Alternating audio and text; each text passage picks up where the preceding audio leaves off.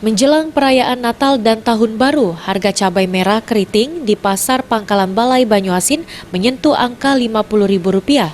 Penyebab dari mahalnya harga cabai keriting itu karena permintaan yang cukup tinggi serta kurangnya stok pasokan cabai di Pasar Banyuasin. Oleh karenanya, Disperindak Banyuasin dalam waktu dekat akan melakukan operasi pasar agar harga cabai stabil. Harga cabai sekarang mengalami kenaikan. Kisaran harga 45 sampai 50 ribu per kilogram. Pemicunya apa?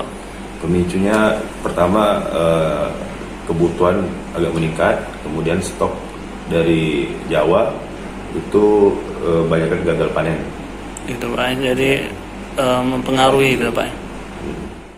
Di Banyuasin sendiri terdapat petani cabai namun masih berbentuk klaster dan tidak terpadu di satu lokasi sehingga hasil panen cabai menyebar ke sejumlah pasar.